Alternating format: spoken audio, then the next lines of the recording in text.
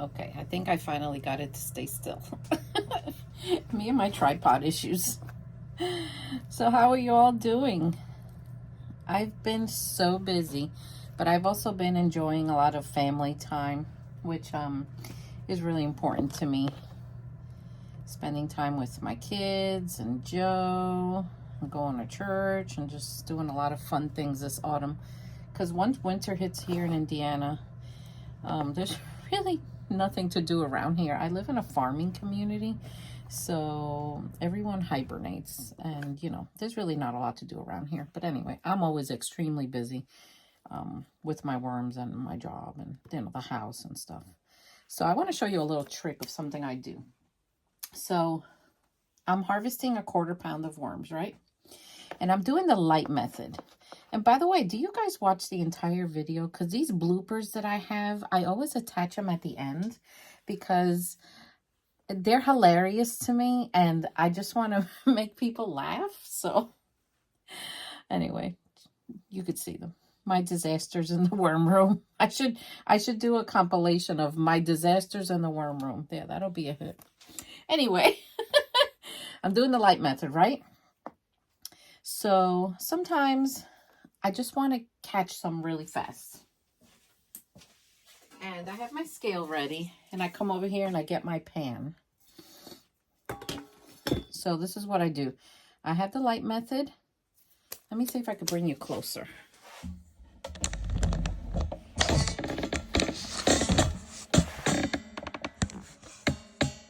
And I know I've shown this trick before, but there's so many new people on here and I can't even remember what video I did this in, but anyway. So when I start getting close to the bottom, if I want to harvest worms really fast, I go like this and I do the flip method and then I just start grabbing them. I grab, grab, grab. Because they see the light and they go down. So they don't want to be out here. Look, see? I just start grabbing them. Look how gorgeous they are. So now I let them go down. And what's left on the top is very little bedding. You could literally brush it off. And then you go to your scale and you weigh. So I thought that you guys would appreciate that. But they're doing well. And this is what I'm doing today. So when you place an order on the website, by Friday, they usually ship out Monday and Tuesday. But if you place an order after Friday, they'll ship out the following week.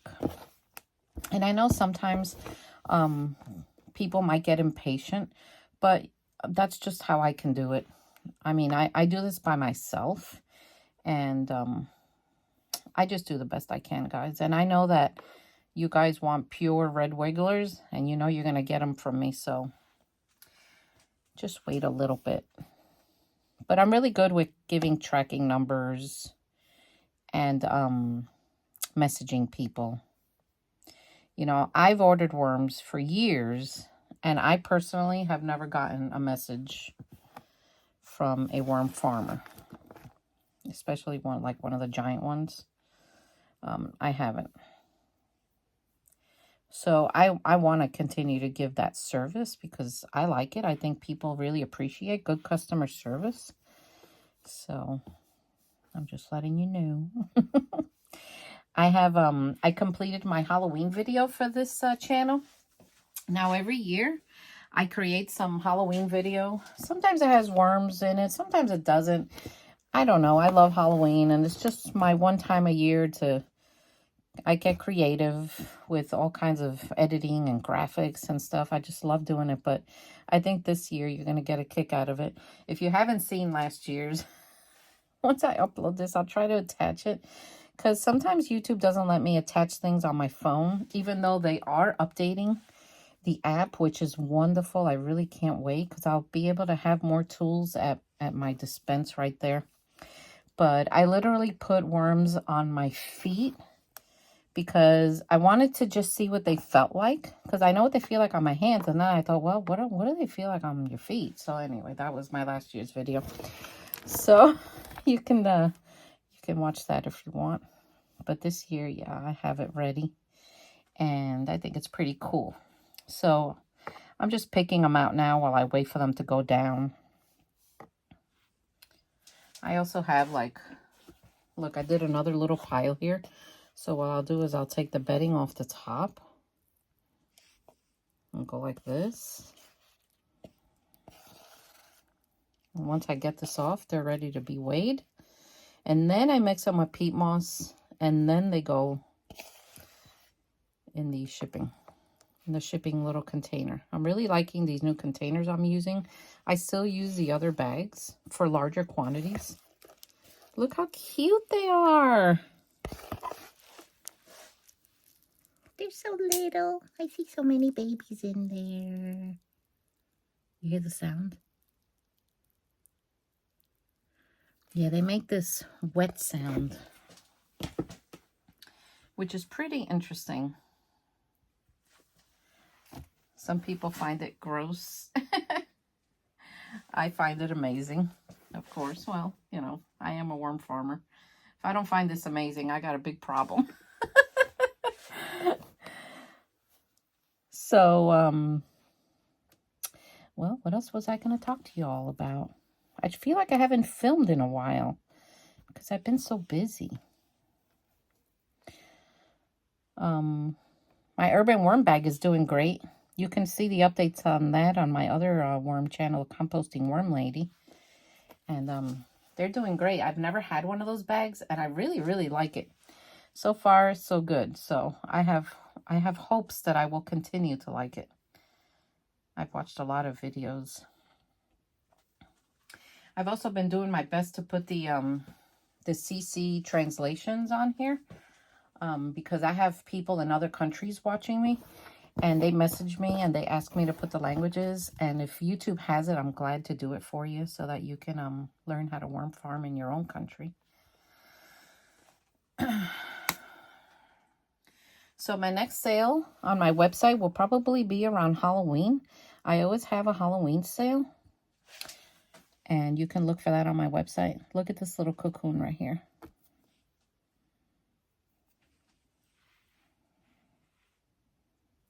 Looks like a little yellow lemon. So when they turn dark, they're ready to be born.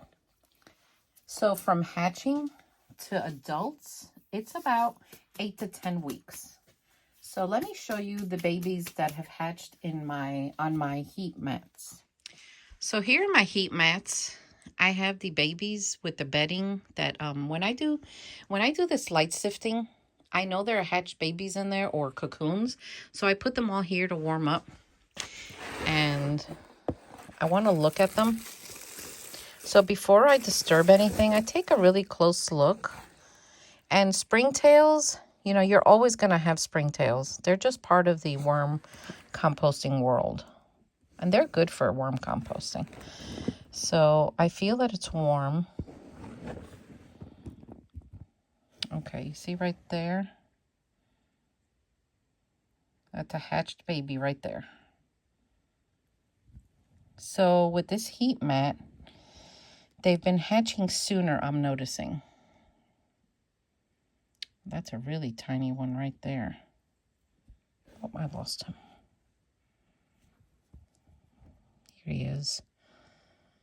That's a really small worm. Look at them. So the cocoons are hatching a lot quicker on this.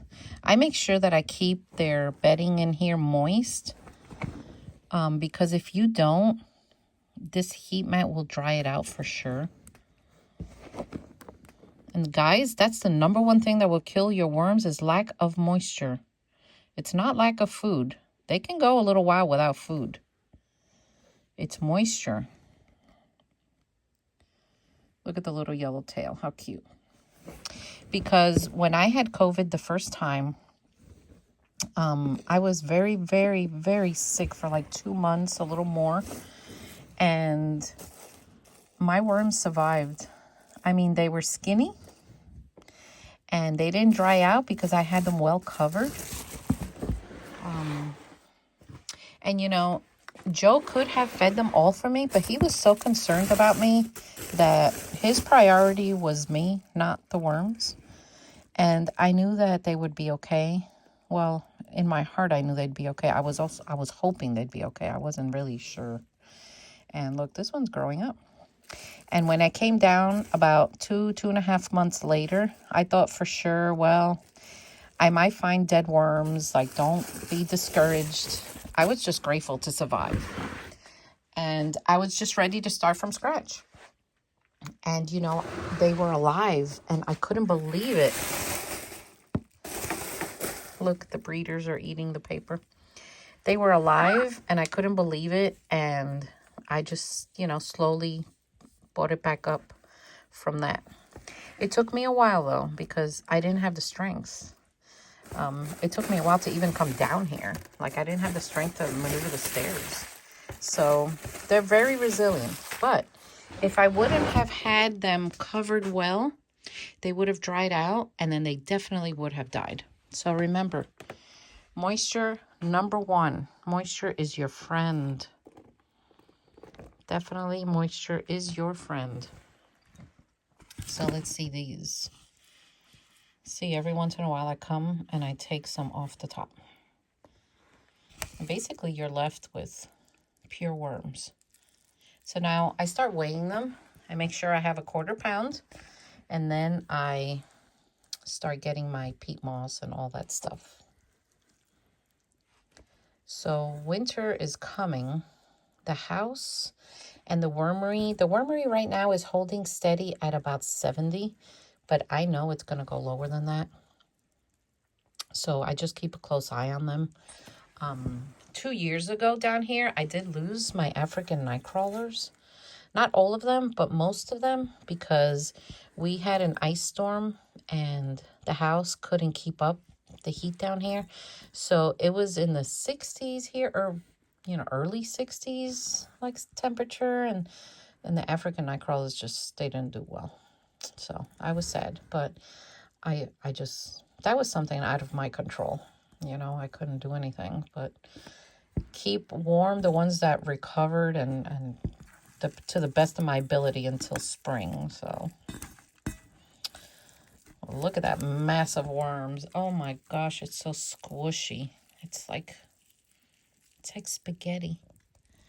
It's like playing with spaghetti. I just love the feeling.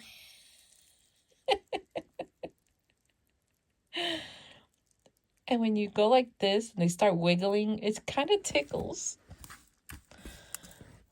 Oh, guys, your worm mama's crazy. Let's see what this bundle here weighs. I have a mess and a half here. So, oh my gosh, I'm at a 1/4 pound exact, teeny bit over. So this is one order. So let me show you my new little sifters. Okay. So, you know, I had this one, which was a 1/4 inch mesh. I absolutely love it. Now I had to get this one, which is the 1/8, because this is for cocoons. Look at the difference in size. That one to that one. That one to that one. There's a difference, and they're both very handy. So I've been really enjoying those. And those are linked on my Amazon store. I'm not sure if I have the second one on there yet, but you can find it there. I've had every kind of sifter there is to have in the 21 years I've been at this. And so far, I like the plastic ones, but these metal ones are just, my hands, I can just grip them better with my hands because I have issues with my hands. Those of you that are new here, my hands have problems since COVID, and the only way I was able to resume worm farming was I had a sifter donated to me by this lady that makes them. Let me show it to you. Let me move this thing. I know it's Halloween. This sifter here was donated to me by her. She makes them. And if it wasn't for her, I wouldn't have been able to start my worm farming again because my hands just didn't work. So, but I still use it occasionally. I love it. What I love about it is that the mesh is plastic, and for some reason, the babies don't stick to the plastic. They'll stick to the metal, like they'll get trapped on the metal, but they won't on the plastic. So I really wish someone would make one of these round ones with smooth plastic on it. So we'll see. Maybe someone will hear me and invent it, and then I could buy it. So this little bundle doesn't have many left in it. I just keep picking and adding to my pile here that I'm collecting. So anyway, I'm going to wrap these up. And let's see who they're going to. This one is going to Mike. And then I have a 1/4 pound for Lily. Yeah. All right. Okay, now I'm going to keep going. And I'll bring you back. So I want to show you the packaging. These are the things I've been shipping my 1/4 pounds in. And these are my new sticker labels that I had made. I think they're cute. I also have them in orange because orange is my favorite color. But they're working really well. So I know that people like to copy what I do, which is okay with me because I take that as a compliment. So if any of you are going to ship worms and like commercial ones, and if you're wondering about these things, just, you know, email me and I'll, if you have any questions, I'll be happy to answer them for you. But this is what, the 2 orders I have for the 1/4 pound, this is what they're going in. So there's my 1/4 pound from Mike. So now I take 3 fistfuls of peat moss and I mix it thoroughly. Let me come up here. So worms dehydrate on their journey. They just do, because the peat moss like sucks the moisture. But peat moss also works as a great insulator, and that's why we use it for shipping. So they do look skinnier than what you see in my video when they get to you, but you gotta wet them. And as you wet them, you mix the bedding up gently because peat moss needs a little encouragement to get wet. And they bounce right back. So here's my container.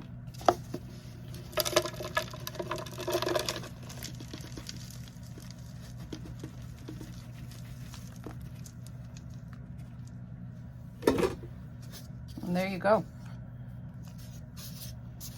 That amount fits perfect. So I let this sit over here on the side. I know who it's for, and I give the worms a chance to go down.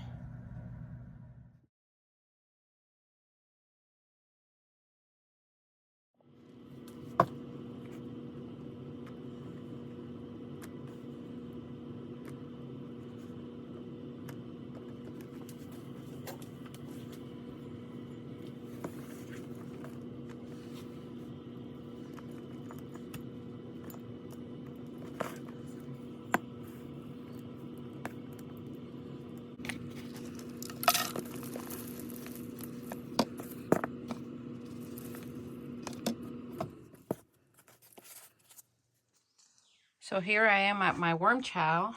Lily ordered a pound, and I'm over a pound, but I always like to send extra. Now this is my autumn blend.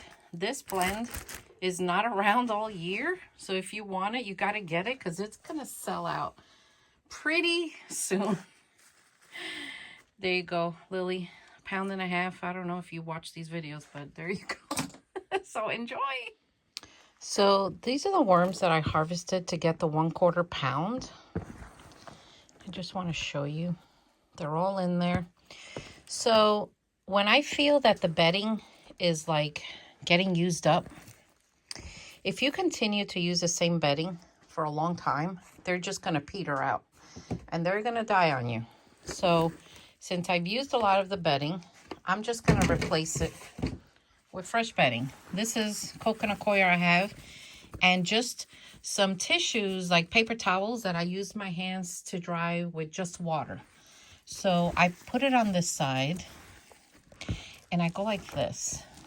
I'm always giving them fresh bedding because think about it, guys. When you breed worms like this and you take some out, and the cocoons are here, the babies are here, it's like a recycling. This is like the perfect recycling machine. So you got to add and take and add, take and add. And this is basically how I do this. Now, a lot of commercial worm farmers won't use paper products or anything like that. They just use the peat moss or the coconut coir only. But I've always said that I want my worms to just, you know, compost my scraps for me and my paper product, because the reason I breed worms is to try to encourage people to use worms for composting instead of throwing it all in the landfill. That's the goal. And they are the perfect composting little machines. And red wigglers are small. Mine are sometimes on the bigger side because I just know how to plump them up. I've had people message me and say, why are your worms so fat? I ordered from so-and-so and they're not big. And I'm like, well, I don't really know.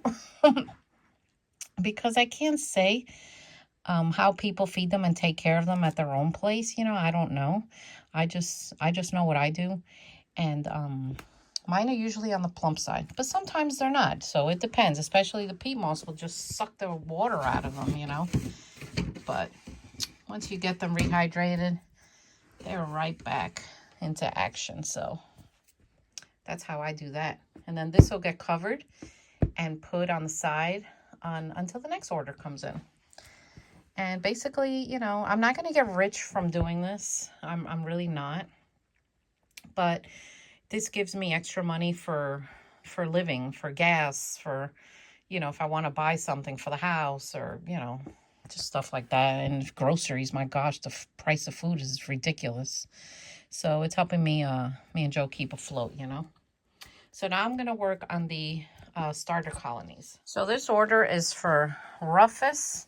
He ordered 2 pounds, and I am sending way more than 2 pounds. I just started pulling it out and putting it on the scale, and I don't mind doing that for you if you're watching. So now I'm going to take the starter colony, mix it with peat moss, pack it up, and off it goes. So here I have a starter colony. So what are the starter colonies? Starter colonies are the baby worms that I take from the previous wall and I put them in here to hatch. See, there's all sizes. They're called bed run worms, and some are getting big already. So when you see bed run, it usually means worms of all sizes. But I call them hatched babies because mostly they're like that. They're teeny. And when you mix this with peat moss for shipping, sometimes when you dump it out, it looks like there's nothing there. But once you start rehydrating it, they all start coming out. And I've had a lot of feedback from these that people that have purchased them with great success, and people are just loving it. Look how little they are. So this is a very valuable product because these are pure red wigglers, and I feel I'm selling them super cheap, but I want this product to get out into the world and get into your gardens and your you know, composting bins, because it's a great way to get pure red wigglers at a more affordable price. So this is what I've been doing. And I'm going to pack some up for Lily. She ordered some too. These are your little babies. And there are cocoons in here because there's worms of all sizes. Don't worry about the springtails. They're just there naturally. So you just take this entire thing when you buy it, dump it into your bin and start wetting it. Leave the light on. And then later on, you sprinkle some worm chow on the surface, cover it with wet newspaper, and leave them alone for like a day. And you're going to see. These plastic things, they come in the peat moss, sometimes in the coconut coir. Just pick them out. The worms, it doesn't hurt them, and they won't do anything with it. What I notice worms do with foreign things like that they don't eat is they push it to the surface. So anyway, I'm going to get this going. I'm going to stop here because I really need both my hands to get in here. I hope you learned something. If you want worms or starter colonies or anything, just visit my website, thegardenandwormlady.com. Don't forget to press that subscribe button and visit my other worm channel, The Composting Worm Lady. And I will see you all next time. Take care. Hey guys, welcome back to my channel. I am harvesting some worms for shipping. And I am doing the, oh my gosh, not again.